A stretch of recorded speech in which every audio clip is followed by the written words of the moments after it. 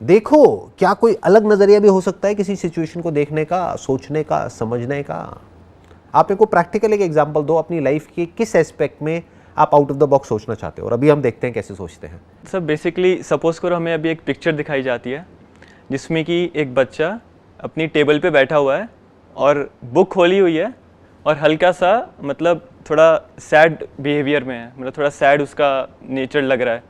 सो अगर हमें इसके ऊपर कोई पिक्चर बनानी, कोई एक स्टोरी बनानी है बेसिकली, सो हम कैसे सोच सकते हैं इसके ऊपर? अगर सपोज करो आज के टाइम पे 10 बच्चे सेम पिक्चर को देख रहे हैं, so how can I approach this picture in a different way? अब ऐसा आप क्यों करना चाहते हो, मेरे को स्पेसिफिकली बताओ। क्या कोई एंट्रेंस है जिसको आप क्रैक करना चाहते हो या कुछ अचीव करना चाहते हो? नहीं, नॉट क्या बेसिकली। एंड गोल क्या है आपका? एंड गोल इज बेसिकली जो मेरा अभी इंटरव्यू आ रहा है, सो उसमें जो साइकोलॉजी टेस्ट है उसमें यही हो रहा है, हर चीज़ में यही हो रहा है कि अगर मतलब माइंड के ऊपर अगर टाइम का प्रेशर है ना, तो एक गुड क्रिएटिविटी नहीं निकल के आ पाती है। किस चीज़ का इंटरव्यू आ रहा है आपका? डिफेंस एग्जाम्स का ही है sir, basically it is known as SSB, services selection board. So उसी में जो साइकोलॉजी टेस्ट हैं उसमें मेरे को थोड़ी प्रॉब्लम आती है। सो बेसिकली आप जो कह रहे हो ना कि थिंक आउटसाइड द बॉक्स, तो वहाँ पे क्या होगा, अगर माइंड के ऊपर प्रेशर है तो वही लिखेंगे जो दिमाग में पहले से हमारे पड़ा हुआ है, या जो फीड मैं घर से करके जा रहा हूँ। तो कहीं ना कहीं मैं उन्हीं आइडियाज़ को उस पिक्चर से रिलेट करने की कोशिश करता हूँ, जो कि गलत हो जाता है काफ़ी बार। सो ऑन द स्पॉट अगर मुझे क्रिएटिविटी अच्छी करनी है या फिर बाकियों से कुछ अलग दिखाना है साइकोलॉजिस्ट को जो कि वो पिक्चर को चेक करने वाला है, so how to do that sir? ये बेसिकली मेरा क्वेश्चन था। अभी आप खुद करोगे यही चीज़ यहीं पे ऑन द स्पॉट, राइट? तैयार हो जाओ पूरी तरह से, अपनी ब्रेन को अलर्ट कर लो। सबसे पहला स्टेप है कि आपको पहले से कुछ भी सोच करके नहीं जाना है, क्योंकि आपको पता ही नहीं है कि वहाँ पे क्या पिक्चर दिखाने वाले हैं। Exactly sir. और सामने साइकोलॉजिस्ट बैठे हैं, वो साइकोलॉजिस्ट क्या देखना चाहते हैं कि आपकी जो थिंकिंग है उसके थ्रू वो इंटरप्रेट कर रहे हैं कि आपकी पर्सनैलिटी क्या है। Yes sir. And that personality whether it is suitable for what ever that position is. मान लेते हैं एयरफोर्स में आप जाना चाहते हैं, तो अब वो ये देखना चाहते हैं कि क्या ऑन द स्पॉट आप डिसीजंस ले पा रहे हो या नहीं ले पा रहे हो, whether you are a quick thinker और you are a sluggish thinker, वो ये देखना चाहते हैं। Yes sir, exactly. तो सबसे पहले तो इसको ब्रेक करने का तरीका क्या है? पहले से कुछ भी सोच करके मत जाओ। Be like a clean slate. जो मैंने स्पेस की बात करी थी ना थोड़ी देर पहले, साइलेंस, खालीपन, साइलेंस, स्पेस। सोचो एक कमरा भरा पड़ा है, वहां पर आप कैसे मूव करोगे? एक कमरा खाली है तो आप कहीं भी मूव कर सकते हो, इसको क्रिएटिविटी कहते हैं। तो अब सवाल उठता है कि ये इस सिचुएशन में, ये जो अभी आपने एग्जांपल दिया, अब आप बताओ इसमें कैसे आउट ऑफ द बॉक्स सोचोगे? Okay, so I basically discuss this picture yesterday night only, जो हम लोग शाम को प्रैक्टिस करते हैं, जो 8-10 बंदों का ग्रुप है टेलीग्राम पे। So the picture was basically a boy sitting on his study table, books were open, और वो हल्का सा सैड बैठा हुआ था, and there was a lamp on the table as well. So the picture which I wrote was that Anil was a BSc final year student, and he had his final semester exams coming after 2 weeks. Since he was a good badminton player at the college level, so he was busy in his inter-college tournaments and could not focus much in the class. So due to which, when he came to know about his exams, he was a bit worried about seeing the syllabus. So then I wrote basically actions, what actions he will be taking, like he talked to his classmates, asked for the notes, practiced previous year question papers, and how he then cleared his semester exam with good marks. So this was the story which I made. अब ध्यान से समझो, अगर मैं एक psychologist हूँ जो बैठ करके आपकी स्टोरी को सुन रहा हूँ, जज कर रहा हूँ, what's in it for me? मुझे क्या मिला? इसको बोलते हैं एक्चुअल में thinking out of the box. पहले आपको समझना पड़ेगा कि वो जो सामने वाला पर्सन है, जो इंटरव्यूअर है, वो एग्जैक्टली क्या देखना चाह रहे हैं, ये टेस्ट हो क्यों रहा है, what is the reason behind it. पहले इसको पढ़ो कि टेस्ट कब शुरू हुआ था, क्यों शुरू हुआ था, किस लिए करते हैं, वो क्या देखते हैं, तो आपको समझ आएगा उनकी साइकी क्या है। तो अब आपकी थॉट प्रोसेस वहां से अलाइन होगी, नहीं तो आप कुछ भी कहानी सुना दोगे। It is just one of the stories जो बाकी सब सुना रहे हैं। Yes sir. तो पहले तो आपको ये समझना पड़ेगा ना कि मैं क्या देख रहा हूं आपकी स्टोरी में, क्योंकि मेरा इंटरेस्ट आपकी स्टोरी में नहीं है, मेरा इंटरेस्ट है आपकी पर्सनालिटी में, आपकी वे ऑफ थिंकिंग में, क्योंकि वो स्टोरी से आएगी, वो स्टोरी से पता लगेगी ना। मे बी बाकी सब वहां पर जो भी आ रहे हैं वो सब इसी तरह की कहानी बना रहे हैं, मतलब उनको क्या दिख रही है, वहां पे सैडनेस दिख रही है। और आपको एक बहुत मजेदार बात बताता हूं, as a psychologist, I am not a psychologist but I understand psychology and I have passion in it. तो जो भी आप बोल रहे हो ना, आप उसके बारे में नहीं बोल रहे हो, आप ये दिखा रहे हो आप क्या हो।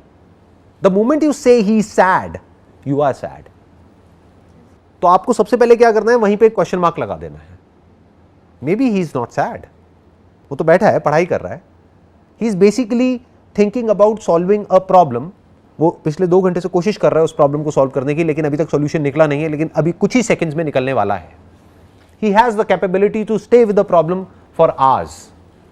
अब ये किसके बारे में आप बता रहे हो? उस बच्चे के बारे में नहीं, अपने बारे में बता रहे हो. यही तो वो सुनना चाहते हैं. This is out of the box. ऐसे और कोई नहीं सोच रहा होगा वहां पर. सब क्या कर रहे होंगे, जाकर के कहानी सुना रहे होंगे. कहानियां सुनने में उनका इंटरेस्ट थोड़ी ना है. अगर कहानियों में इंटरेस्ट है तो वो जाकर के मूवीज देखेंगे ना. तो they are not interested in your story, they are interested in you. How are you identifying yourself with that person in the picture? This is exactly what they want to understand. इससे पता लगेगा आपकी thought process क्या है. तो पहले अपनी approach को ऐसा कर दो कि एक्चुअल में आपका जो माइंड है वो सॉल्यूशन ओरिएंटेड हो जाए, क्वेश्चनिंग माइंड हो. द मोमेंट यू क्वेश्चन कि क्या ये सैड दिख रहा है या सैड है, और सैडनेस का मतलब क्या है, फेस से कैसे पता लगता है कि कोई सैड है, how do you know that? तो use these words very very carefully while narrating this story and show what you actually are deep within. जो साइकोलॉजिस्ट है उनको भी उस स्टोरी का हिस्सा बना दो, क्योंकि हर इंसान किस में इंटरेस्टेड होता है? आप में नहीं, आपकी कहानी में नहीं, वो खुद में इंटरेस्टेड होता है. Yes, sir. They are the hero of their own story. So if they are a part of the story, you will immediately get their attention. आप ऐसे बोलो, ये जो स्टूडेंट है इसका ध्यान पढ़ाई से हट गया है थोड़ी देर के लिए. वो बहुत देर से पढ़ाई कर रहा था, अब वो बैठा हुआ ये सोच रहा है कि कल मेरा इंटरव्यू है जहाँ पर कुछ साइकोलॉजिस्ट बैठे होंगे और मेरा इंटरव्यू ले रहे होंगे. तो वो जब मेरे से पूछेंगे कि किसी स्टोरी को डिस्क्राइब करना है तो मैं क्या करूँगा, तो अब उसके माइंड में थॉट आया कि मैं पहले से नहीं सोचूंगा, आने दो जो स्टोरी आ रही है, फिर जब आएगी और वो मेरे से पूछेंगे तब मैं बोलूंगा. तो उसके कुछ सेकंड्स बाद मैंने अपना ध्यान यहां से हटाया, क्योंकि मैं सोच रहा था कि मुझे क्या बोलना है. तो मैंने कहा पहले से क्यों सोचना है कि क्या बोलना है, जब वो चैलेंज आएगा तब सोचूंगा ना. These are the words that they want to hear. इसको एयरफोर्स से जोड़ो ना. You getting where I am coming from? Yes, sir, I got it. इसको आपने कनेक्ट किया एयरफोर्स से, प्लस उस साइकोलॉजिस्ट से यानी कि इंटरव्यूअर से, प्लस खुद से. इन तीनों से जोड़ दिया उस कहानी को, तीनों को कहानी में ले आए. उसका एक ही सपना है कि किसी भी तरह से उसको एयरफोर्स में जाना है, बट उसको रियलाइज हो गया है कि मैं गलत ट्रैक पे जा रहा हूं. मुझे ये नहीं सोचना है कि मुझे वहां पर जाकर के क्या बोलना है, क्योंकि मुझे पता ही नहीं है कि वहां पर क्या आने वाला है. तो जैसे ही मेरे को ये रियलाइजेशन आया, जैसे ही मुझे बात समझ में आई, तो मैंने अपना ध्यान जो कल इंटरव्यू होने वाला है, इस लड़के ने अपना ध्यान जो कल इंटरव्यू होने वाला है वहां से हटा दिया और अपनी पढ़ाई में लगा दिया. जो अभी उसके सामने है वहां पर लगा दिया. जिस एस्पेक्ट को वो कंट्रोल कर सकता है उस पर लगा दिया. जो एस्पेक्ट उसके अभी कंट्रोल से बाहर है या जो अभी हुआ ही नहीं है, जो होने वाला है कल, उसके बारे में उसने सोचना बंद कर दिया. इस तरीके से किसी ने भी नहीं सोचा कल. मतलब ही नहीं. पूरे 8 के 8 बच्चे जो भी ग्रुप में थे सब ने ये सेम ही थीम बनाया that he was preparing for his exams. और कुछ लोगों ने तो पीछे एक फोटो टंगी थी, उसमें उसके फादर की डेथ भी दिखा दी, that his father was dead in the army and all that.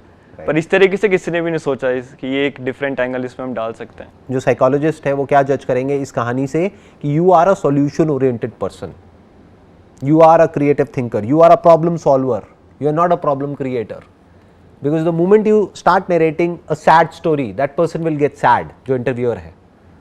तो सैड स्टोरी क्यों सुनानी है, एक्चुअल स्टोरी सुनाओ अपनी खुद की. This is creative thinking, this is out of the box thinking. Out of the box, not just for the heck of it, but for achieving a target or a goal which is absolutely clear in your mind. Wish you all the best. Thank you so and much, may God sir. bless you.